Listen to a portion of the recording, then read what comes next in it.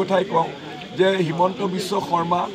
BJP বাহিনী আৰু এই যে নতুনকৈ বিজেপি হোৱা যিবিলাক গুণ্ডা বাহিনী আমি তোমালোকক ভয় নকৰোঁ যোৱা আমি ভয় নকৰোঁ তোমালোকক আমি বুঢ়া আঙুলি দেখুৱাম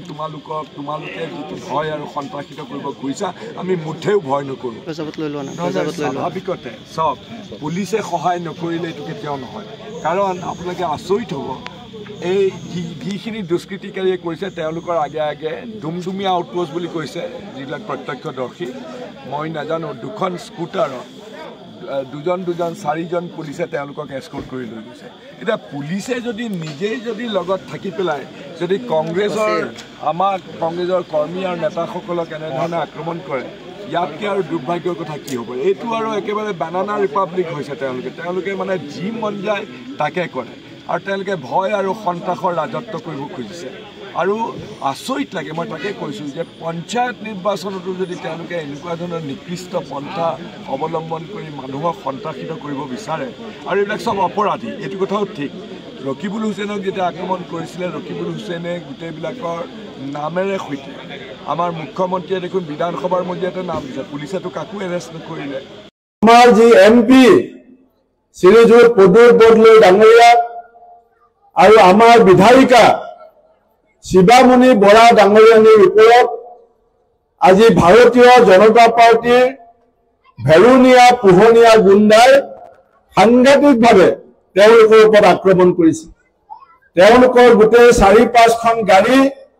প্ৰদ্যুৎ বৰদলৈ ডাঙৰীয়াৰ গাড়ী আমাৰ বিধায়িকা শিৱামণি বৰা ডাঙৰীয়ানীৰ গাড়ী আজি চুৰমাৰকে ভাঙিছে বৰদলৈ গাৰ পৰা তেজ ওলাইছে শিৱামণি বৰাৰ গাৰ পৰা তেজ ওলাইছে আৰু এই মুহূৰ্তত মই হিমন্ত বিশ্ব শৰ্মা ডাঙৰীয়াক সোণাপুৰ হাই ছেকেণ্ডাৰীৰ এই খেলপথাৰৰ পৰা মই হিমন্ত বিশ্ব শৰ্মাক প্ৰত্যাহ্বান জনাইছো যে আপুনি বাহুবল ধনবল দেখুৱাই আমাৰ কংগ্ৰেছ নেতাসকলৰ ওপৰত যি আক্ৰমণ কৰিছে আজি প্ৰদ্যুৎ বৰদলৈ দেহাৰ পৰা যি তেজ নিগৰিছে এটোপাল তেজৰ বিচাৰ 2026 চনত আমি কৰিম আৰু হিমন্ত বিশ্ব শৰ্মাক মই আজি কৈ থৈছো যে ধৈৰ্য আৰু সহ্যৰ সীমা অসমৰ মানুহক হেৰুৱাবলৈ বাধ্য নকৰিব মাননীয় বিধায়িকা শ্ৰীমতী শিৱামণি বৰা আমি শেষৰখন যিখন মিটিং সেইখন জেঙনি স্লুইচ গেট বুলি কয় চবেই জানে ঢিং সমষ্টি তাৰ পৰা মিটিং কৰি আমি পিছৰ মিটিংখনলৈ যেতিয়া আমি আহি আছোঁ আমাৰ প্ৰায় 6-7খনমান গাড়ী হঠাতে কথা নাই বতৰা নাই অলপ দূৰত নিৰ্জন জেগাত চবেই ক'লা কাপোৰ তাৰমানে আগতে ক'লা কাপোৰ চিলাই পেলাই তেওঁলোকে পোছাক তৈয়াৰ কৰি ৰাখিছে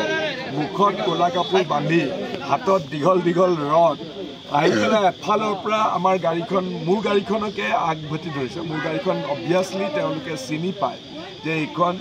সাংসদ প্ৰদ্যুৎ বৰদলৈ গাড়ী মোৰ গাড়ীখনত মই আৰু মাননীয় বিধায়িকা শিৱামণি বৰা আৰু সন্মুখত আমাৰ PSO এজন আছে আমি কথা পাতি আহি আছোঁ পৰৱৰ্তী মিটিংখনলৈ হঠাতে আগচি ধৰি এফালৰ পৰা কোবাই তেওঁলোকে আইনাবিলাক ভাঙিবলৈ ধৰিলে ভাঙি পেলাই আমি আমাৰ ভাঙি অহা আইনাই যাতে আমাৰ ক্ষতি নকৰে আমি তলত শুই দিলোঁ কিন্তু তেওঁলোকে ৰথ সোমোৱাই আমাক মাৰিবলৈ চেষ্টা কৰিলে আৰু হয় আৰু মোৰো তেজ ওলাইছে গ্লাছৰ টুকুৰাবিলাক আমাৰ শিৱামণি বৰা ডাঙৰীয়াৰ তেজ ওলাইছে মোৰ PSO জনৰ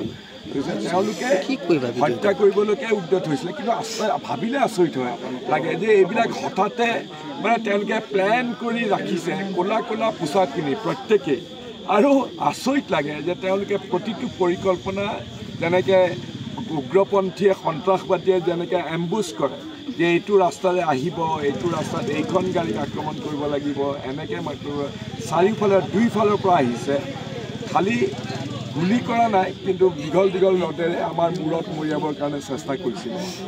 আপুনি অসম মাতৃৰ চৰণ আজি কংগ্ৰেছৰ নেতা প্ৰদ্যুৎ বৰদলৈ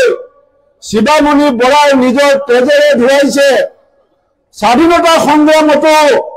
আমি বহুতে এইখন দেশৰ কাৰণে তেজ দিছিলোঁ আমি ব্ৰিটিছ পুলিচৰ লাঠি পিঠিত পাতি লৈছিলোঁ কিন্তু আজি আপোনালোকে শুনি আচৰিত হ'ব যে জেগাই জেগাই বিজেপিয়ে এতিয়া গুণ্ডা ভেৰুনীয়া পাইছে তেওঁলোকৰ দুৰ্নীতি ভ্ৰষ্টাচাৰ তেওঁলোকৰ যি অপকৰ্ম অসমৰ মানুহৰ মাজত তেওঁলোকৰ জনপ্ৰিয়তা যি ধৰণে কমি গৈছে আজি তেওঁলোকে ক্ষমতা হেৰুৱাৰ ভয়ত আজি বাহুবল ধনাবলৈ এই পঞ্চায়ত নিৰ্বাচন জিকিবৰ কাৰণে তেওঁলোকে যে ষড়যন্ত্ৰ কৰিছে আমি সেই ষড়যন্ত্ৰক ভয় নকৰো কালিলৈ আমাৰ কংগ্ৰেছ দলৰ নেতাসকল ডিজিপি অফিচত যাব আৰু আমি চাম যে পুলিচে যদি দোষীক উপযুক্ত শাস্তি দিয়ে দোষীক যদি কাৰ্যত কৰে ভাল কথা নহলে আমি গোটেই অসমতে পুলিচ থানাবিলাক আমি ঘেৰাও কৰিবৰ কাৰণে সিদ্ধান্ত লম